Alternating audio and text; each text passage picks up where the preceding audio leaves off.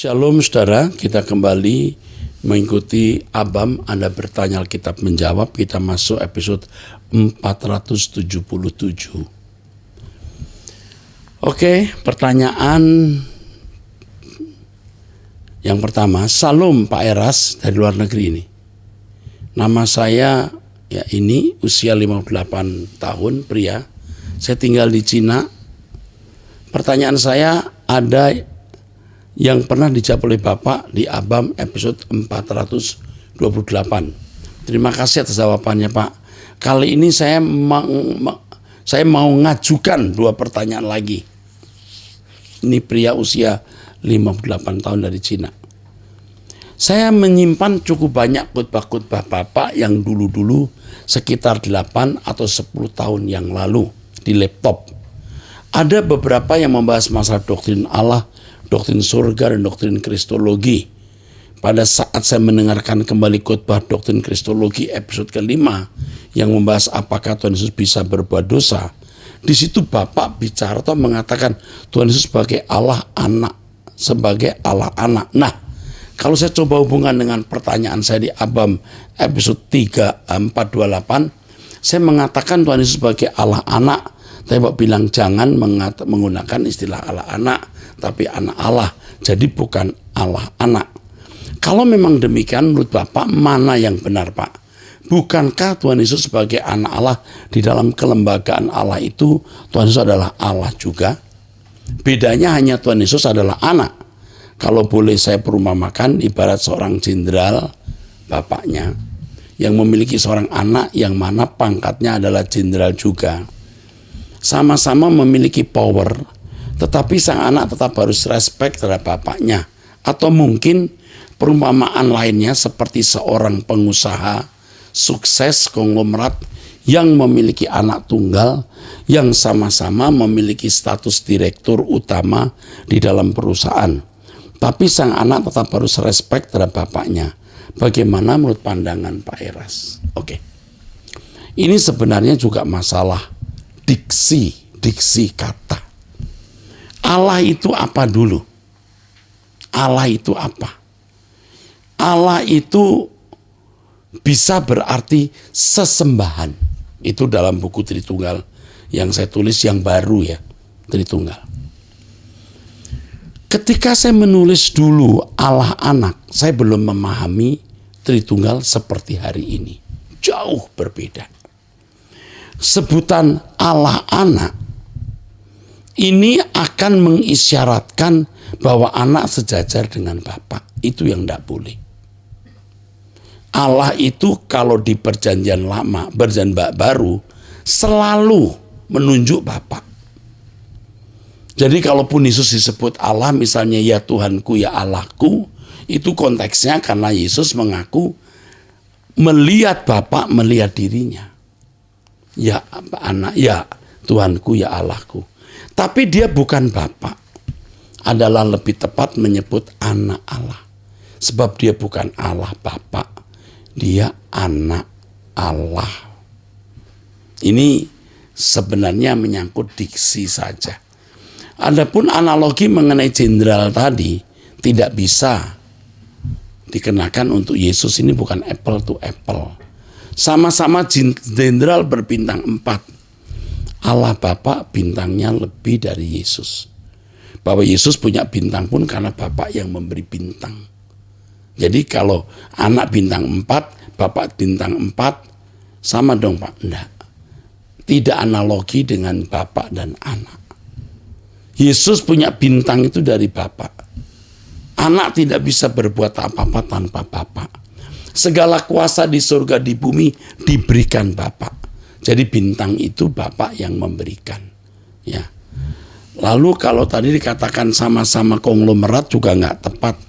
Karena Yesus memiliki semua dari Bapa. Bukan dari dirinya sendiri.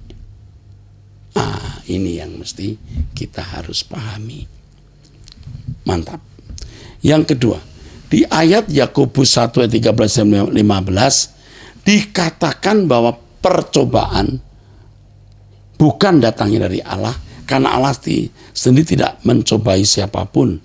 Mungkin maksudnya Kalau percobaan seperti keinginan untuk berselingkuh, korupsi, menjelekkan orang lain, dan keinginan-keinginan negatif lainnya, bukan datang dari Tuhan.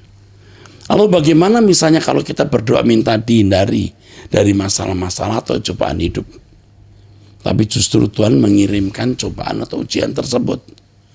Saya pernah mendengar khotbah dan jawaban dari Pak Eras di Abam mengenai orang yang minta supaya dijauhi dari masalah hidup.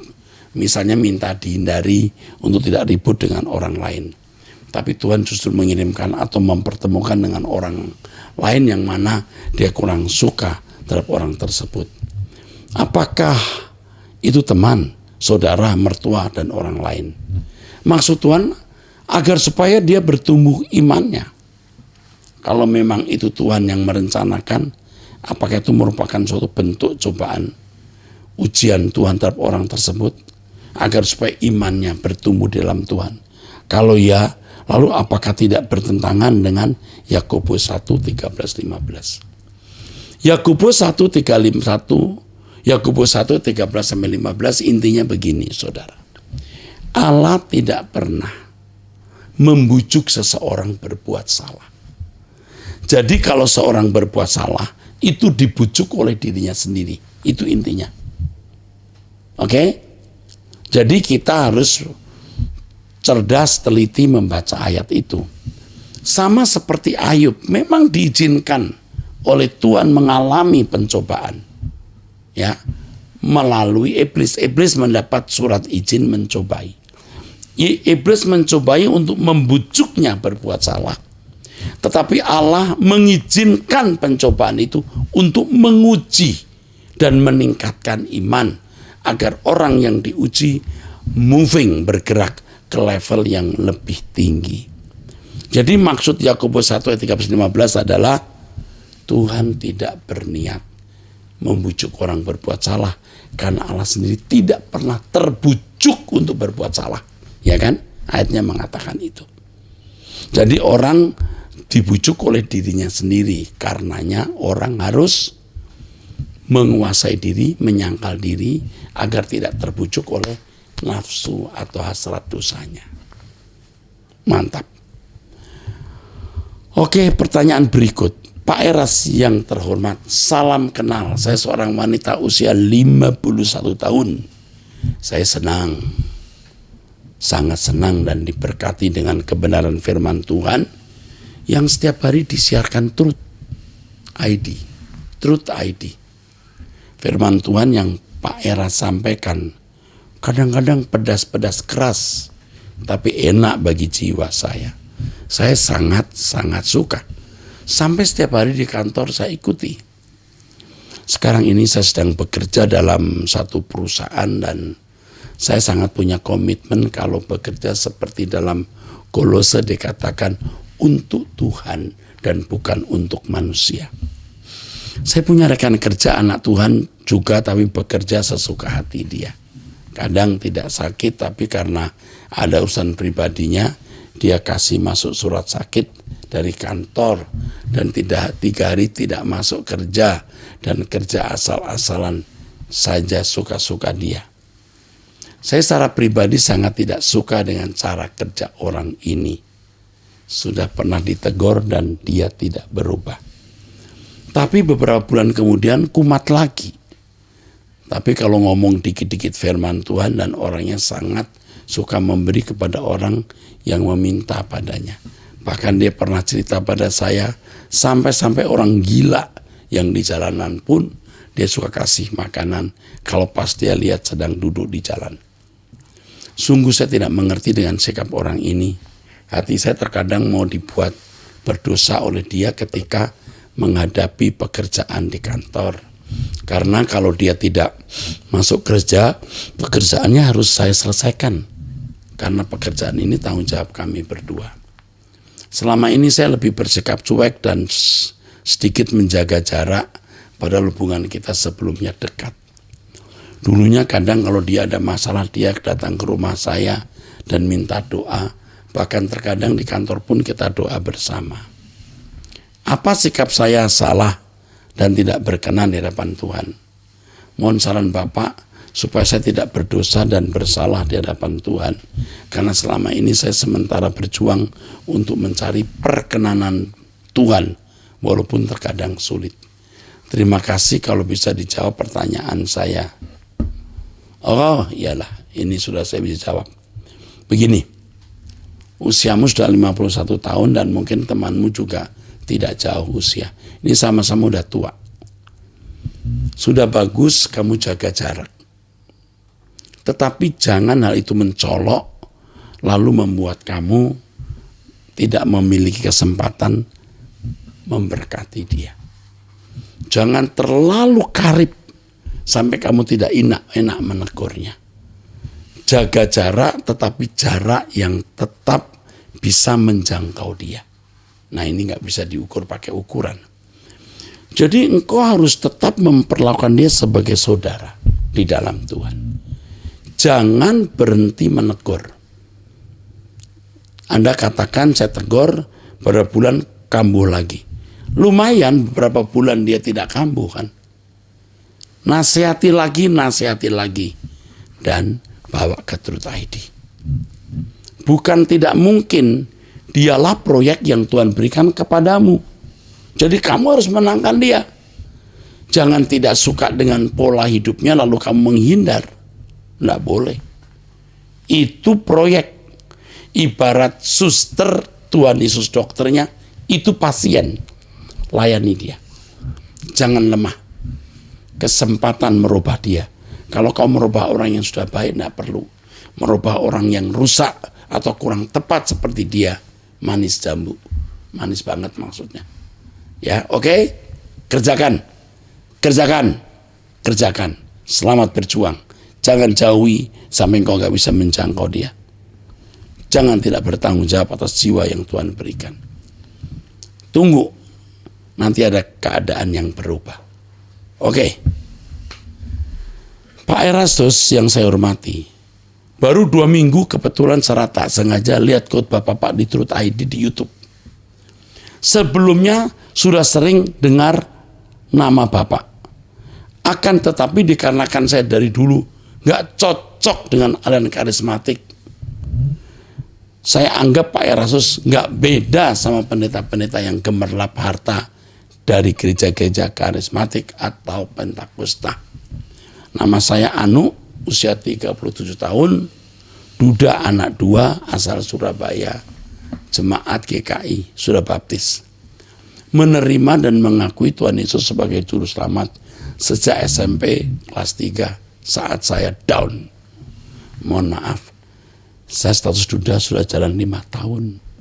Saya saat ini tinggal berdua sama mama karena papa sudah almarhum.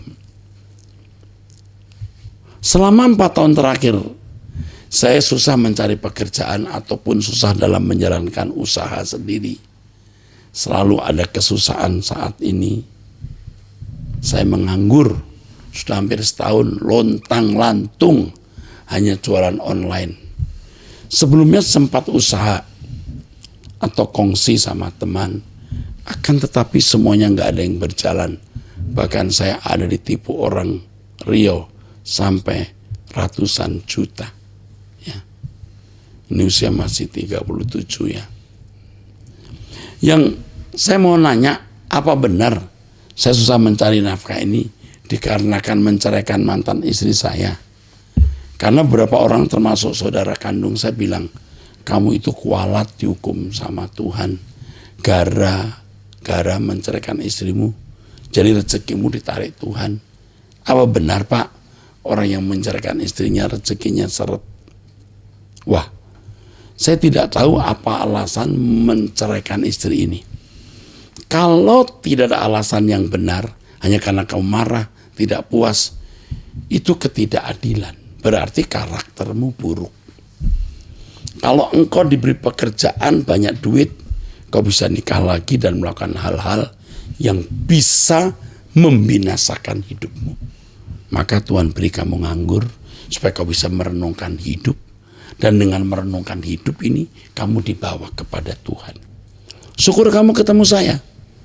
Sekarang yang kamu harus lakukan, ikut Truth ID, doa bersama saya. Kalau perlu doa puasa, karaktermu diubah. Jangan kawin lagi. Saya tidak tahu istrimu sudah kawin atau tidak. Kalau bisa pulih, balikin. Kembalikan ke anak-anak. Ya, karena kau punya 2 anak nih. Iya. 2 anak ini ikut kamu atau ikut ini? Istri. Kamu harus bertobat. Kalau kau menceraikan istri karena alasan yang salah, hanya karena kau marah, kesal, tidak terima, wah bahaya. Bertobat sebelum keadaanmu makin parah. Jika mungkin, kembali ke istri. Jangan menikah dulu dengan orang lain. Oke, kembali ke anak-anakmu, kembali ke istrimu.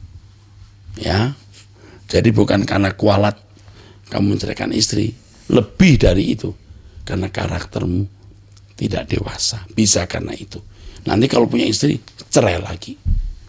Punya istri lagi, cerai lagi. Jadi sekarang perbaiki karaktermu, dan Truth ID akan membimbing kamu. Saya akan bimbing kamu.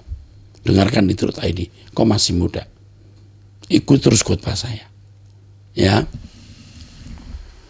Saya paham bahwa Tuhan membenci perceraian. Oleh karena itu dalam tiap doa selalu minta maaf atas kesalahan saya, mengambil jalan cerai, dan mohon ampun untuk diberikan kesempatan di sisa umur untuk bisa mencari nafkah, untuk menghidupi anak-anak saya yang tinggal dengan ibunya.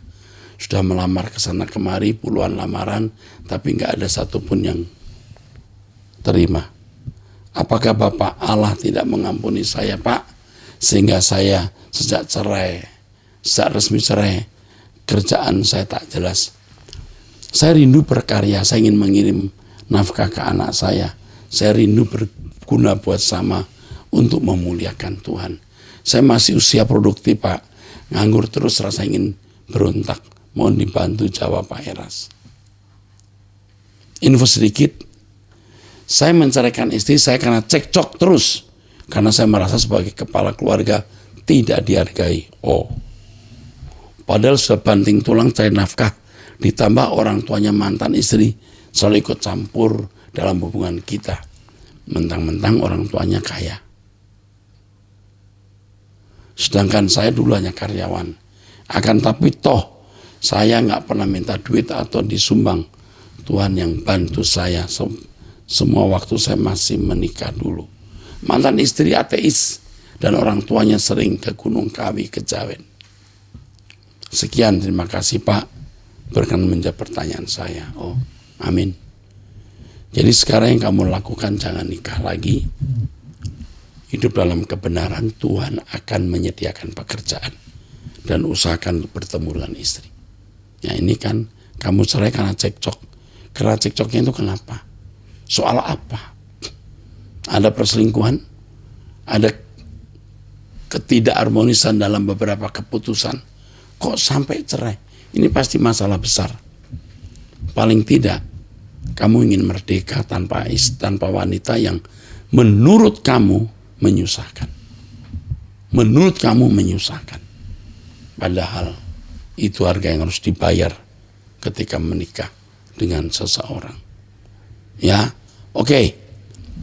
Sekarang laki-laki usia 36 sudah menikah, pekerja swasta. Selamat malam Pak Eras. Beberapa bulan terakhir ini saya selalu mendengarkan Abam dan khotbah-khotbah Bapak. Cara Bapak menjawab Abam menurut saya sangat realistis dan masuk akal. Saya terinspirasi dan terberkati, puji Tuhan. Pak, waktu saya masih kuliah 17 tahun lalu, saya pernah diajak teman untuk iseng-iseng ke peramal pakai kartu tarot. Setelah selesai diramal, saya diberi dupa. Seperti disuruh memberi penghormatan ke suatu tempat sembahyang gitu di rumahnya. Katanya untuk ucapan terima kasih, entah terima kasih ke siapa saya lupa. Karena saya nggak terlalu serius memberi penghormatan. Sepulang dari tempat itu saya sangat menyesal. dan kepikiran sampai beberapa hari, sampai sekarang pun kadang suka masih terlintas karena ada beberapa ramalannya yang tepat, meskipun nggak semua tepat. Saya ingat salah satu ramalannya, katanya saya akan mati umur 37 tahun, yang artinya tahun depan. Wah, hahaha. Tapi setiap saya ingat itu saya bilang dalam hati, hidup bukan ditentukan ramalan, tapi ditentukan Tuhan. Jadi seturut kehendak Tuhan. Jadi yang jadi masalah saya, takut masih ada keterikatan dengan roh-roh kegelapan dan roh jiwa saya, Pak. Ya, kegelapan dalam roh dan jiwa saya, Pak. Bagaimana, Pak? Apakah saya bisa didoakan untuk pelepasan? Wow, bisa. Bisa didoakan. Ya. Jangan takut, kamu tidak akan mati. Ya, dulu pernah orang dekat saya juga, ya belum Kristen ya, diramalkan. Dan ramalan orang itu sering tepat atau selalu tepat apa gitu. Tapi orang dekat ini masuk Kristen, percaya Yesus, tidak mati. Jadi percaya tidak akan mati. Kalau butuh pelayanan pelepasan, ya datang ke GSKI Rehoboth lantai 5, Mall Arta Gading, ya. Nanti didoakan. Mantap. Pertanyaan berikut. Saya ibu rumah tangga single parent, mempunyai 2 anak sudah besar-besar. Anak-anak saya semua belum menikah. Yang menjadi masalah saya anak. Oh, anaknya 2. Mempunyai 2 anak sudah besar-besar. Anak semua belum menikah. Yang menjadi masalah saya anak homo dan lesbi. Oh, bagaimana sebaiknya sikap saya seorang ibu? Karena anak-anak sudah dewasa, jadi mereka semua sudah mengerti bahwa itu semua salah atau tidak benar yang dilakukan. Aduh, bagaimana sikap saya sebagai ibu agar mereka tidak marah atau tersinggung jika saya menasihati mereka?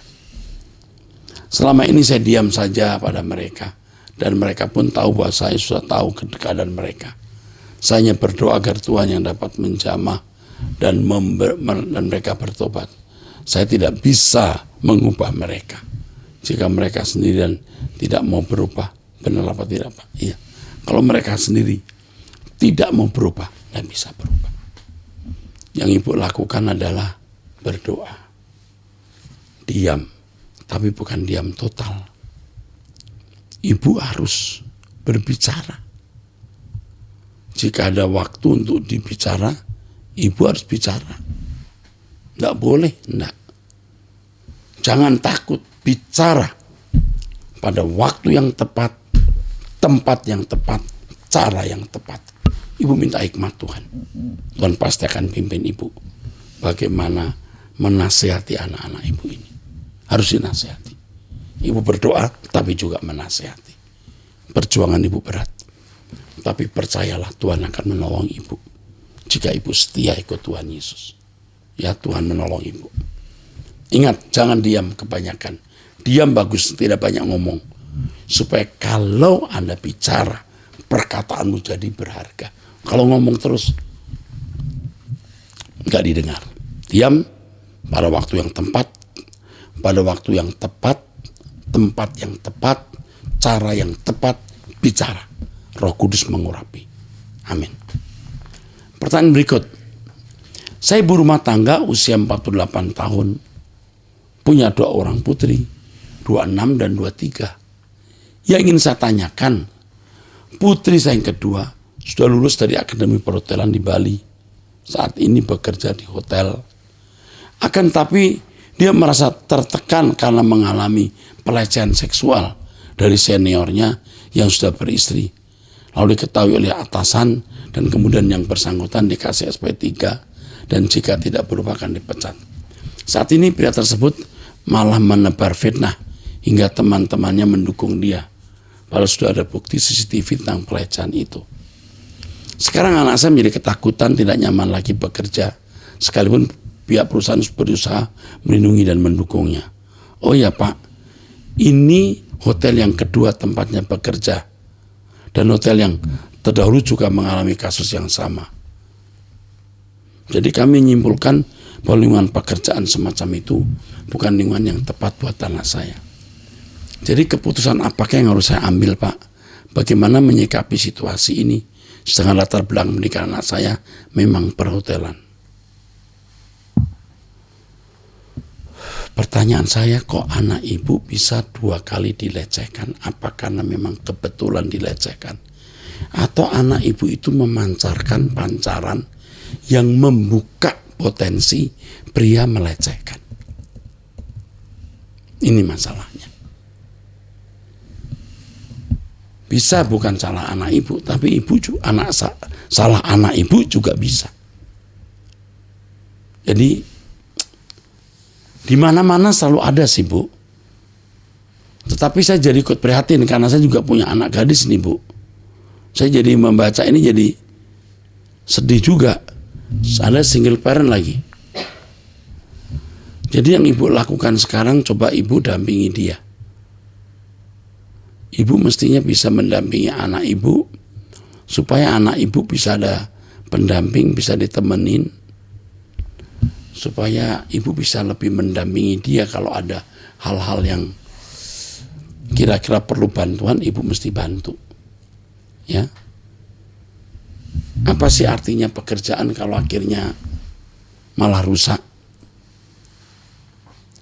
Walaupun anak ibu lulusan perhotelan, kalau ada pekerjaan lain yang bisa menghasilkan uang, ya tidak beda dengan kerja di hotel, pindah juga tidak masalah. Jangan karena perhotelan harus di hotel. Tetapi dari pengalaman saya, tentu tidak semua orang yang kerja hotel dilecehkan. Ya, tidak.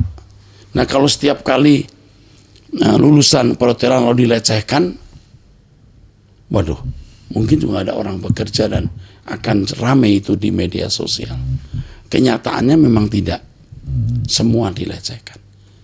Anak ibu yang sekarang harus dipaham, harus dikonseling dulu kenapa sampai begitu. Kalau ibu tidak berkeberatan, konselor kami akan melayani anak ibu, karena anak ibu pasti punya luka di dalam hati dan batinnya dengan sex abuse itu. Anak ibu harus dilayani. Nanti ada orang yang telepon ibu dan minta persetujuan apakah anak ibu bisa dilayani. Dan nanti konselor kami akan membimbing ibu juga. Ya, sampai jumpa. Tuhan memberkati saudara.